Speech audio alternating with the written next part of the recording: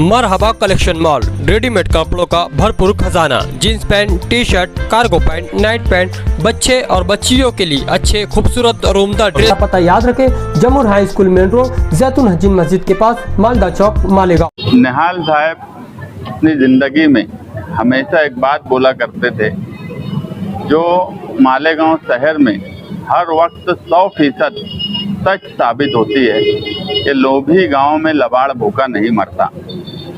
और अभी जो है एक बनावटी डिविजनल कमिश्नर बोलो या कलेक्टर बोलो, एक फर्जी आदमी ये सब ओहदे बताकर और अपने आप को मुसलमान बताकर शहर में एक फ्रॉड करने की कोशिश की है और कई लोग उसमें ठगे गए।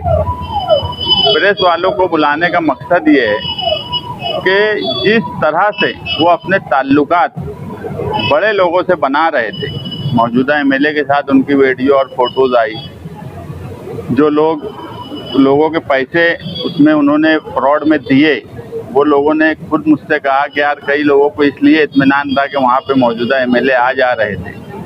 तो कहीं ना कहीं ये कड़ी या ये फ्रॉड बहुत बड़ा बना होता। मगर मैं मालेगांव शहर की तरफ से, समाजवादी पार्टी की तरफ से पुलिस डिपार्टमेंट का शुक्रिया अदा करता हूं कि उन्होंने बहुत जल्द ही उस फ्रॉड आदमी को गिरफ्तार कर लिया और आवाम के सामने सच्चाई लेकर आई और बहुत गरीब लोग उस फ्रॉड में फंसने से बच गए। इसलिए मैं एडिशनल एसपी तकबीर सिंह सिंधु साहब, उनकी टीम और पुलिस डिपार्टमेंट का शुक्रिया अदा करता हूं कि एक अच्छा काम उन्होंने किया और मालेगांव शहर को बड़े फ्रॉड से बचा लिया गया। क्योंकि उनके बारे में अभी और मालूमात जो मिली है कि झारखंड में भी उन्होंने किसी मस्जिद का पैसा फ्रॉड करके जमा किया और वहां से भी फरार हुए। तो वो बहरूपिया आदमी था और कई जगह के मामलात उनके आ रहे हैं। पुलिस अपनी चौकसी कर रही है, कल उनको हाजिर करने वाले हैं। अब रिमांड रिपोर्ट में क्या तफसील आएंगी वो भी आवाम के सामने आएंगी। मगर जिन लोगों का पैसा, क्योंकि वो जो भी लोग हैं 30-35 लोग हैं बोला जाता है और सब गरीब लोग हैं, मैं पुलिस से यही रिक्वेस्ट करूंगा कि उन लोगों का पैसा किसी तरीके से अगर मिल जाए तो अच्छा है। और शहरियान से भी ये गुजारिश करूंगा कि वो किसी भी बहरूपिये या बाहर से आया हुआ आदमी या मालेगांव शहर का ही अगर इस तरीके का फ्रॉड करता है तो लोग बगैर कागज पत्तर के, बगैर किसी से बात को समझे हुए, क्योंकि वो महेश नगर में ही रह रहा था, मैं भी महेश नगर में रहता हूँ, मेरे पास 2-4 लोग उस वक्त आए भी कि इस तरीके की बात बोली जा रही है पैसा देने की। तो मैंने उनको मना किया यार मुझे वो आदमी समझ में नहीं आता है, क्योंकि मैं खुद भी एक जिस वक्त अफ्तार पार्टी रमज़ान में रखी गई, मैं अफ्तार पार्टी में नहीं गया मगर मेरे महल्ले के हिसाब से मैं खुद भी वहाँ गया था।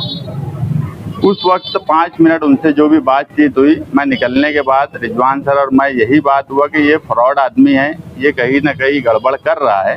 लेकिन पुलिस डिपार्टमेंट ने सही वक्त पर उन पर कार्रवाई की और ये शहर को एक बड़े फ्रॉड से बचा लिया। शहर के एक जिम्मेदार एमएलए आपको जाके ताल्लुक बना लिया, हो सकता है ऐसा कि उनको मालूम नहीं होगा उसके बारे में। नहीं, देखिए हम लोग शहर में एक जिम्मेदार हैं, हमको देखकर बहुत से लोग फैसला करते हैं। तो हम किससे मिल रहे हैं, किससे ताल्लुकात बना रहे हैं, एक बात ये नहीं समझ में आती कि एक इरफान हैदराबादी इलेक्शन के वक्त आया, उनसे भी सारे ताल्लुकात मौजूदा एमएलए के ही क्यों बने।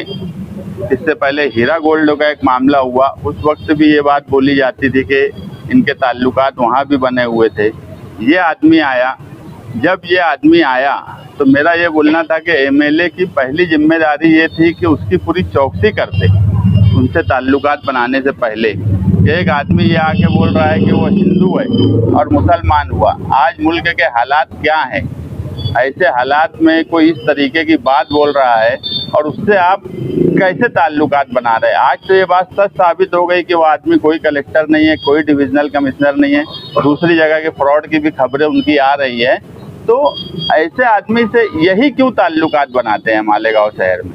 इनको समझना चाहिए कि ये जो भी आज जिम्मेदार हैं, शहर के एमएलए हैं, मजहबी जिम्मेदार हैं, उसके बाद सारे फ्रॉड करने वाले लोचेबाज लोग इनसे ही ताल्लुक क्यों बनाते, ये उनको भी सोचना चाहिए, मौजूदा एमएलए को भी, और मालेगांव शहर की आवाम को भी सोचना चाहिए कि सारे फ्रॉड करने वाले लोग जो लोचा करते हैं, मैं इससे पहले भी बोला कि आजकल उनके आसपास भी सारे ऐसे लोग रह रहे हैं जो किसी न किसी लोचे में, किसी न किसी गड़बड़ में, किसी न किसी फ्रॉड में शामिल रहते हैं। ऐसे लोगों का ही संगन मत उनके साथ क्यों नज़र आता, ये तो साफ साफ अब एकदम क्लियर होता जा रहा है।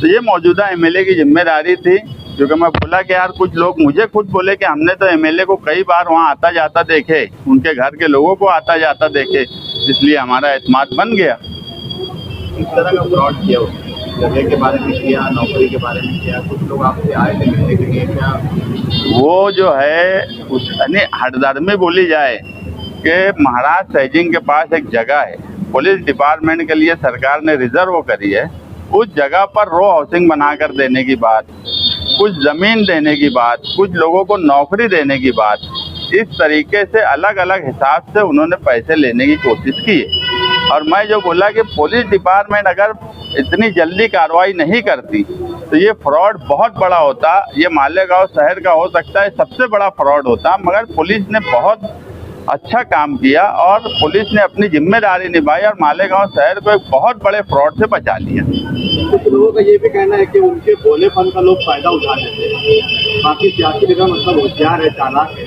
इसलिए उनके पास नहीं जाते हैं। तो लोगों को भी चालाक और होशियार लोगों के साथ ही रहना चाहिए। कल से हम देख रहे हैं कि सोशल मीडिया पर और इससे पहले भी वक्तन कुछ आइडियो, वीडियो, फोटो इस तरीके के सोशल मीडिया पे गश्त करते ही रहते हैं, इसके नाम को क्या कहेंगे? ये माशरे की बुराई है।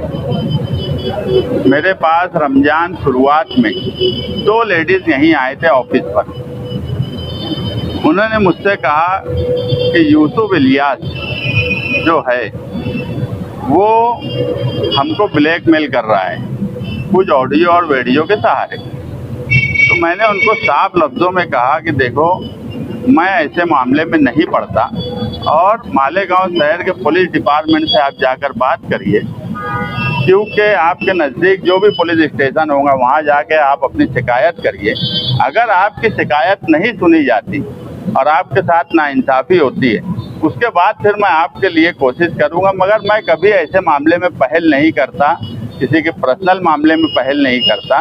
मगर अगर किसी के साथ नाइंसाफ़ी होती है तो बहुत से ऐसे मामलात मालेगांव शहर में इससे पहले भी आए जिसको पुलिस ने बाखूबी अपने अंजाम तक पहुंचाया। तो मैंने उनसे कहा कि आप लोग पुलिस डिपार्टमेंट से इस मामले में मिलिए, अपनी शिकायत रखिए, वो बराबर कार्रवाई करेंगे। उसके बाद वो पुलिस डिपार्टमेंट के पास गए कि नहीं गए मुझे इसका इल्म नहीं, ना उसके बाद वो लोग मुझसे आकर मिले।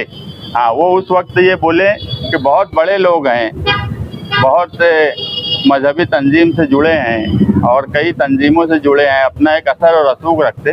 तो मैंने उनसे ये भी कहा कि आसाराम बापू भी बहुत बड़ा आदमी था, मगर कानून से बड़ा कोई नहीं होता। अगर किसी खातून के साथ या किसी लड़की के साथ बोलते हुए उसने ये भी बोली कि यार वो लड़की नाबालिग है, मैंने ये कहा कि अगर मैं बोल रहा हूँ कि आसाराम बापू जैसा आदमी जिसका असर और रसूख सियासी भी था, रुपये पैसे का भी था, मगर आज वो जेल में है, तो कानून से बड़ा कोई नहीं होता। उसके बाद उन लोगों ने क्या किया मुझे नहीं पता। मैं भी सुन रहा हूँ कि कोई ऑडियो वीडियो चल रही है, मगर मेरे तक अभी तक नहीं आई, मैं खुद तो नहीं सुन पाया, मगर मैं लोगों से सुन रहा हूँ कि इस तरीके की बातें हो रही है। ये कहीं ना कहीं माशरे की बुराई है। शहर में मजहबी लिबास ओढ़ लेना और इस तरीके की हरकत करना ये बहरहाल गैर मुनासिब बात है और माशरे में या समाज में इस तरीके से काम नहीं होना चाहिए, वो भी शहर के जिम्मेदारों की तरफ से जो अपने आप को बड़ा ही दीनी मजहबी बुनकरों का जिम्मेदार मानते हों। ऐसे लोग अगर उनकी शिकायत इस तरीके की आने लगेंगी तो आम लोगों पर इसका क्या असर पड़ेगा, ये पूरे शहर के सामने सोचने का सवाल है। पुलिस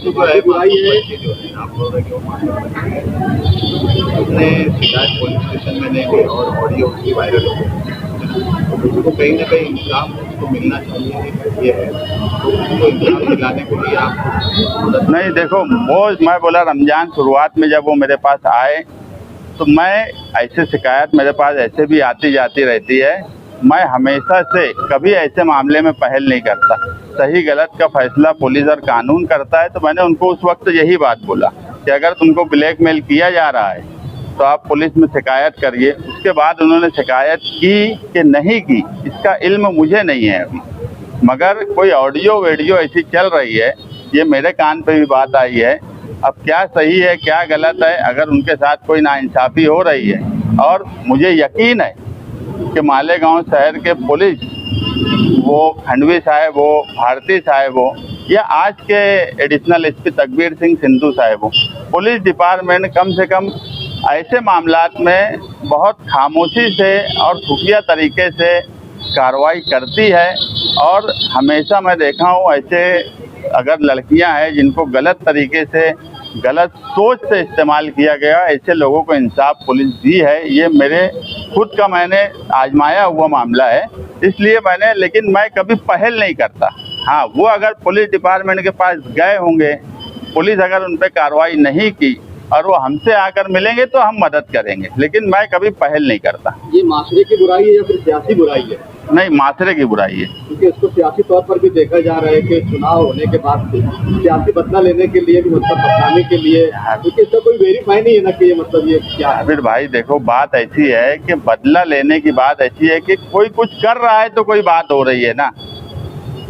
मैं भी सियासी हूँ, मैं से भी मेरे मुखालफिन बदला लेने की कोशिश करेंगे, दूसरे लोग भी सियासी है, आसिफ शेख भी सियासी है, एजाज बेग भी सियासी है, मुफ्ती साहब भी सियासी है, सब एक दूसरे से सोचेंगे, लेकिन कोई कुछ करेगा तो कोई बात पैदा होगी। बिला वजह तो कोई मुझ पर इल्ज़ाम नहीं लगा देगा।